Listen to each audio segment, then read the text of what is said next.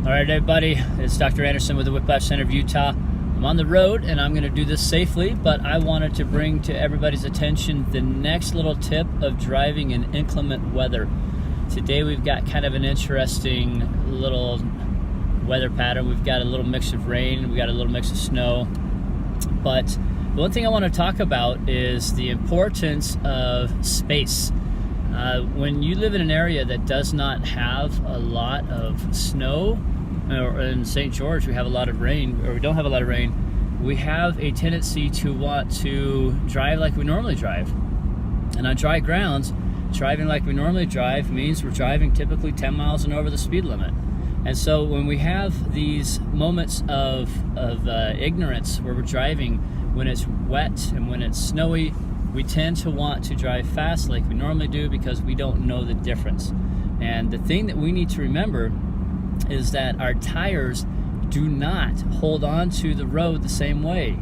So if you are typically one that puts 2 car lengths between you and the vehicle in front of you, and you are driving roughly 10 miles an hour over the speed limit, and they hit the brakes or they have a situation where they run into bad weather and their tires lose control and they spin out, what do you think you're going to do? You're going to be one that slides right into the back of them and create a bigger problem. So what I suggest is that, first off, slow down. You do not need to go as fast as you typically go, especially when it's this slick out on the roads, whether it's rain or snow.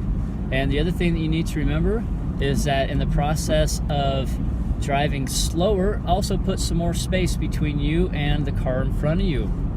And of course the reason behind that is if they do have to stop or they do lose control, you have plenty of room to be able to not stop or not hit them. Because if you hit them, then the bigger problem is now you're at fault. And if you're at fault and you get injured, then we have that whole issue and topic that we've talked about in the past, that your PIP only goes so far. And then if you don't have any health insurance and you still have injuries and you need additional coverage, guess what?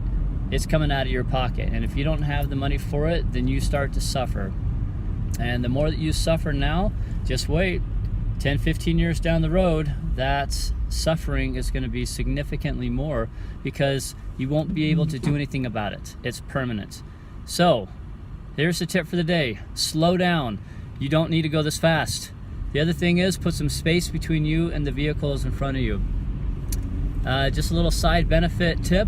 If you are one that is a one hand on the wheel type driver, now this is kind of hypocritical right now because I've got my hand holding my phone, but if you are a one hand on the wheel driver, turn it into a 2 hands. You have a whole lot more control and you can do more evasive maneuvering if you need to, if you have 2 hands on the wheel. All right, and that's my tip for driving in this inclement weather, and just kind of give you an idea that this is indeed bad weather. Check this out. That is rain, folks in St. George. We don't deal with a lot of this, and especially this year.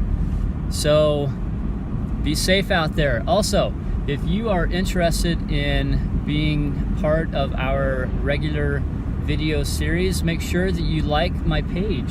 It's very simple, doesn't cost you anything, and it's going to allow you to be current on these videos to make sure that you can be as safe of a driver as possible out there.